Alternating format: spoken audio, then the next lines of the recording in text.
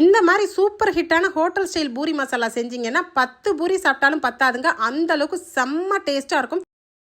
So இது பார்த்தீங்கன்னா பூரிக்கே பேச வைத்த மசாலா ரெசிபின்னே சொல்லலாம். அந்தளவுக்கு இதோட மசாலா அல்டிமேட்டான டேஸ்ட்டுங்க. இப்படி செஞ்சு வச்சிங்கன்னா 10 பூரி இருந்தால் கூட உடனே பத்தாதுங்க, அவ்வளவும் காலியாயிரும். ஸோ வாங்க இவ்வளோ டேஸ்ட்டான பூரி மசாலா ரெசிபியை எப்படி டிஃப்ரெண்ட்டான ஸ்டைலில் செய்யலான்றதை பார்த்துலாம் வாங்க.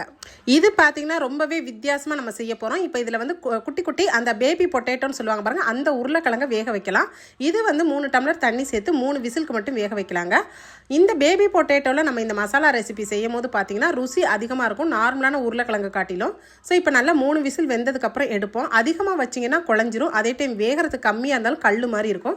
இந்த மாதிரி கரெக்டான கன்சிஸ்டன்சியில் இருக்கான்னு நான் வந்து குத்தி எடுத்துட்டு பாருங்க, சாஃப்டாக லைட்டாக இறங்கணும். நம்ம உருளைக்கிழங்கு தோல் எல்லாத்தையும் நீக்கிட்டு உருளைக்கிழங்குகளை எடுத்து வச்சிடலாம். இதை வந்து குட்டி குட்டி பீசஸாக இந்த மாதிரி கட் பண்ணுவோம். ஸோ இப்போ வாங்க நம்ம hotel style puri masala recipe செய்ய ஆரம்பிச்சிடலாம். இது அடிகனமான பாத்திரத்தில் குக்கிங் ஆயில் 2 ஸ்பூன்லேருந்து 3 ஸ்பூன் சேர்த்துட்டு கடுகுளுந்தம்பருப்பு 1 ஸ்பூன் சேர்த்துக்கோங்க. உளுந்தம்பருப்பு 1 ஸ்பூனும் கடலைப்பருப்பு 2 ஸ்பூன் சேர்த்துக்கலாம். இது எல்லாம் பொரிஞ்சு வரும்போது ஃப்ரெஷ்ஷான கறிவேப்பிலை சேர்த்துக்கங்க. 2-3 பச்சை மிளகாயை கீரி இந்த மாதிரி சேர்த்துக்கங்க.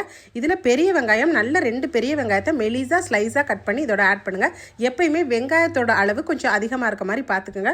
கொஞ்சம் சின்ன சைஸாக இருந்தால் ஒரு 3 வெங்காயம் கூட தாராளமாக நீங்கள் சேர்த்துக்கலாங்க. இந்த மாதிரி ஸ்லைஸாக நீல வாக்கில் கட் பண்ணியிருக்கேன். இப்போ நான் கொஞ்சம் உருளைக்கிழங்கு எடுத்துட்டு, அதாவது ஒரு உருளைக்கிழங்கு எடுத்து இந்த மாதிரி தண்ணியில் கரைச்சி எடுத்துக்கலாம்.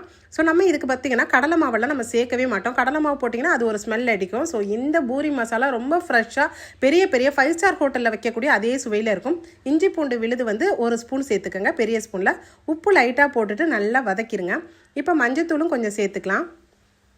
இது எல்லாம் நல்லா வதங்கினதுக்கப்புறம் நம்ம ரெடி பண்ணி வச்சுருக்க அந்த உருளைக்கிழங்கு 300 கிராம் இருக்குது பார்த்தீங்கன்னா, அந்த உருளைக்கிழங்கை இதோட சேர்த்துக்கங்க. இதை சேர்த்துட்டு இப்போ நம்ம கரைச்சி வச்சுருக்க அந்த ஒரு உருளைக்கிழங்கு வேக வச்ச கரைசலையும் இதோட சேர்த்து லைட்டாக தண்ணி ஊற்றி வதக்கிடுங்க. இந்த மாதிரி வதக்கும் போதே பார்த்தீங்கன்னா சூப்பரான ஒரு வாசனையாகவும் இருக்கும். அதே டைம் பார்க்கும் போதே பாருங்கள் வேறு லெவலாக இருக்கும். அது மட்டும் இல்லாமல் இதை பூரியில் வச்சு சாப்பிட்டா செம்ம டேஸ்ட்டு. பூரி மசாலா செய்யும் போது ரொம்ப தண்ணியாகவும் செய்யக்கூடாது, ரொம்ப கெட்டியாகவும் இருக்கக்கூடாது. கரெக்டான கன்சிஸ்டன்சியில் அப்படியே சேர்ந்தா போல் வைக்கணுங்க.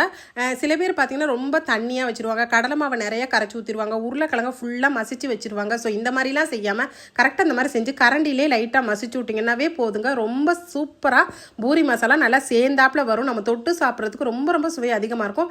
அது மட்டும் இல்லாமல் இதை சப்பாத்திக்கு கூட நீங்கள் சூப்பராக ரோல் பண்ணி சாப்பிடலாம். அவ்வளோ ஒரு ருசியாக நமக்கு பூரி மசாலா ரெடி ஆயிடுச்சு. ஃபைனலாக கொத்தமல்லி தலைகள் இருந்தால் நீங்கள் தாராளமாக இதில் சேர்த்துட்டு அவ்வளோதாங்க பரிமாறிட வேண்டியதான். ஸோ இந்த டிஃப்ரெண்ட்டான பூரி மசாலா வீடியோ உங்களுக்கு லைக் பண்ணிங்கன்னா நம்ம வீடியோக்கு மறந்துடாமல் லைக் போட்டுக்கோங்க. இப்போ நம்ம பூரி மசாலா எடுத்து வைக்கும் போதே பாருங்கள் கரெக்டான கன்சிஸ்டன்சியில் இருக்குது. பார்க்கும் போதே செம்மையாக இருக்குது. இது அழகாக வந்து ஒரு பவுலில் வந்து நம்ம எடுத்தாச்சு. இப்போ பூரி வந்து நல்லா புஃப்னு சுட நல்லா உப்பி வந்திருக்குது பாருங்கள். இந்த பூரிக்கு அப்படி தொட்டோன்னா புசுக்குன்னு பூரி வந்து அமுங்கிடும். ஸோ அந்த மாதிரி டைம் இருக்க போது இந்த மாதிரி வந்து மசாலா வச்சு சாப்பிடும் போது எப்படி இருக்கும், அப்பப்பா செம்ம ருசின்னு தாங்க சொல்லணும். நான் வந்து அப்படி ஒரு டேஸ்டான பூரி மசாலா செஞ்சு எங்கள் வீட்டில் 10 பூரி சுட்டேன். திரும்பி பார்க்கறதுக்குள்ளே 10 பூரியும் உடனே எங்கள் வீட்டு குட்டீஸு வந்து காலி பண்ணிட்டாங்க. இதில் உள்ள பருப்புகளாக இருக்கட்டும், இதில் நம்ம சேர்த்துருக்க அத்தனை பொருட்களுமே வந்து அவ்வளோ ஒரு டேஸ்ட்டாக இருக்கும். இந்த பூரி மசாலாக்கு அப்படியே தொட்டு சாப்பிடும் போது ரொம்ப சுவையாக இருந்தது. ஸோ எப்போவுமே ஒரே மாதிரி பூரி மசாலா செய்யக்கூடிய உங்கள் ஃப்ரெண்ட்ஸ்க்கு இந்த வீடியோவை நீங்கள் சேவ் பண்ணிட்டு நிறைய ஷேர் பண்ணிக்கோங்க. தேங்க்யூ. தேங்க்ஸ் ஃபார் வாட்சிங்.